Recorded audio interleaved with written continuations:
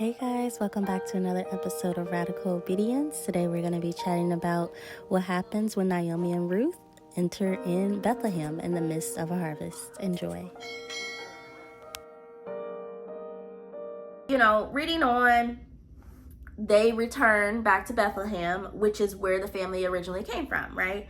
Or from where Naomi originally came from. Now, Ruth was from Moab. So they return to Bethlehem. And when they returned, the whole town was stirred. It was excited because of them. And one of the women said, "Can this be Naomi?" Listen to what Naomi says.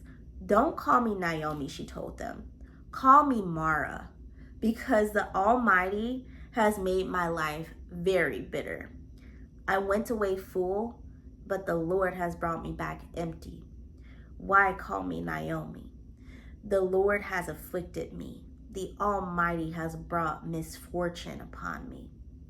So Naomi returned from Moab, accompanied by Ruth the Moabite, her daughter-in-law, arriving in Bethlehem as the barley harvest was beginning.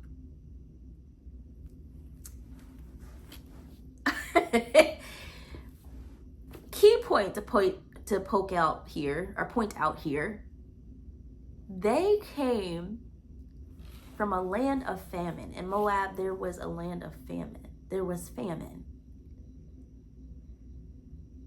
Heartbreak happened in the land of Moab.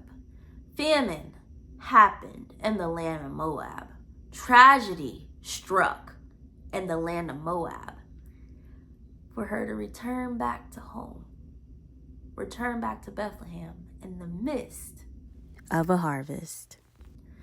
which tells me that sometimes God has to break us to position us to exactly where we should be. Amen. So, we're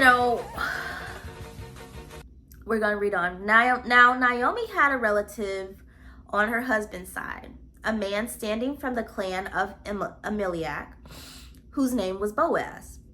And Ruth, the Moabite, said to Naomi, "Let me go to the fields and pick up the leftover grain left behind anyone whose eyes I favor." Naomi said to her, "Go ahead, my daughter." So she went out, entered a field, and began to glean behind harvesters. As it turned out, she was working in a field belonging to Boaz, who was from the clan of Elimelech. So this is cousin. So just then, Boaz arrived from Bethlehem, or their relatives. I don't know if it's a cousin, but look, that's how we say, "This is good. You my cousin." Anyway, Boaz arrived from Bethlehem and greeted the harvesters. "The Lord be with you." "The Lord bless you," they answered. Boaz asked the overseer of his harvesters, "Who does that young woman belong to?" So he noticed her. The overseers replied, "She's the Moabite that came back from Moab with Naomi." She said, "Please let me glean and gather among sheaves behind the harvesters." She came into the field and remained there from morning till now, except for a short rest in the shelter. So Boaz said to Ruth, "My daughter, listen to me. Don't go and glean in another field. Don't go away from here. Stay here with the women who work for me. Watch the field where the men are harvesting and follow along after the women. I have told the men not to lay a hand on you. And whenever you are thirsty, go and get a drink from the water jars that the men have filled." Then at this, she bowed down, her face to the ground. She asked them, "Why have I found such favors in your eyes that you notice me, a foreigner?" Then Boaz replied, "I have been told about what you have done for your mother-in-law since death of your husband, how you left your father and your mother and your homeland and came to live with the people who you did not know before. May the Lord repay you for what things you have done. May you richly be rewarded by the Lord, the God of Israel, under whose wings you have come to take refuge." beautiful passage, a couple things to point out. Ruth was not lazy. Ruth was ready to get to work.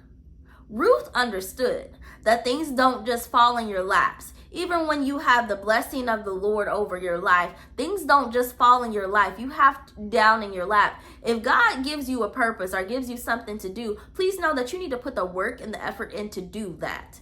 And when she went in to go and do the work, that is when Boaz noticed her. Again, sometimes God will break you to position you. But when he breaks you,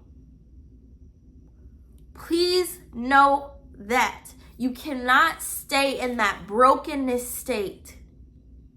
You have to get up. You have to get up. You have to pull yourself up. Ask God for strength. Strengthen me, Jesus. And get to work. You cannot stay. Yes, you should grieve. Yes, it is okay to let all of that emotions out, but do not stay in the depths of despair. Do not change your name to bitterness. And when you are facing tribulation, wash your face and get to work. Trust in God. Whatever he has for you to do. Sometimes what he has for you to do is rest. But sometimes what he has for you to do, well, sometimes he will break you to reposition you or to transition you into your next season in life.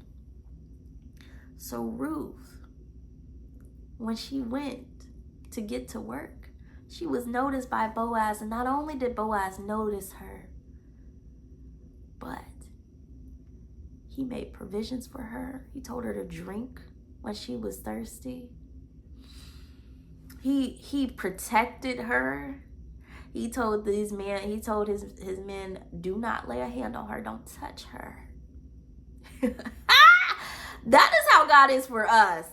I've noticed, once we surrender, once you get that surrendering thing out of the way, yes, the enemy has tried to come up like a flood. But let me tell you, God is the standard.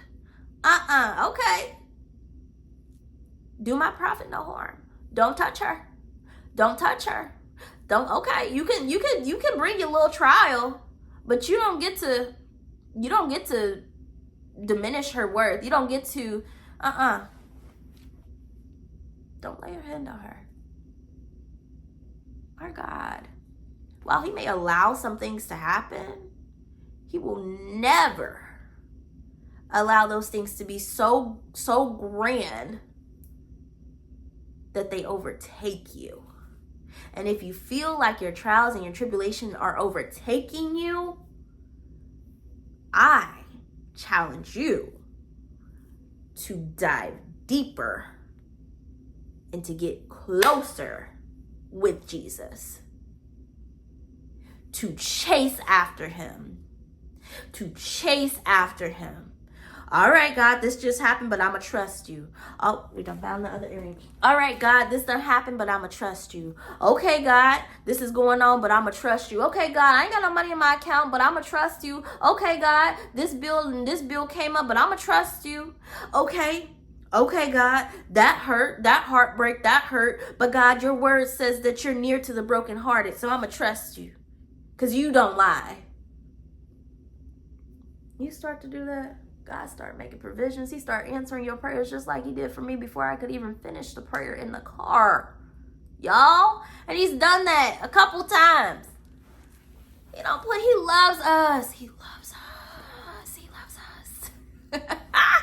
Okay. So I thought another key point is Boaz not only noticed her, but he knew every single thing that she did leading up to that point. Like, she didn't have to come out of her mouth and say, this just happened and this just happened. He knew. He already knew. He already knew what was going on. Hey, I already know what you about. May God bless you. And that's just like, like in life, sometimes things and tragedies happen, and sometimes we look for or seek like validation from other people or like someone to validate our pain. And it's like, really who we need to be going to is God, because God knows exactly every single thing, every single thought. He knows every thought that we think. God knows those things and those tribulations that we're facing. And I think he's waiting on us. I believe that he's waiting on us to come to him and to submit those feelings, to submit that heartbreak, to submit the financial illiteracy, to submit the bankruptcy, to submit the death in the family, and lay it at his feet. Jesus, I need you. Hey, God. This hurt. I need you. Hey, God, I can't do this without you, God. I need you. This is hard. I need you. I think that's what he wants. And I also believe that he's looking for believers that's not just trying to worship him for what he can do. Not just trying to look at him like he's a genie. He's not a genie. He wants to be our friend. He wants worshipers and people who love him, not just for the miracles that he can work, not just for the prosperity that he can bring, but because they love him. But because they love him and they truly obey him and they truly want to hear, they truly crown him king over his life. We got to stop playing games with Jesus and just coming to him when we need something. I mean, yes, he created us to be dependent. But like, if you find yourself only praying or talking to God when times are hard, know that he also wants to be with you when times are good. Thank you, Jesus. And the bad, and the indifferent, and the when you just feel lazy and don't feel like doing nothing, and the, oh my God, my house is a mess. What am I supposed to do? Like, he is obsessed with us. This man gave his only begotten son for us, just so we would never be separated away from him forever. He wants to spend every moment with us. He loves us. He loves us. He loves us. Hey guys, thank you for watching part 2 of Ruth and Naomi coming into Bethlehem. Stay tuned for part 3 where God really starts to work. Peace be with you.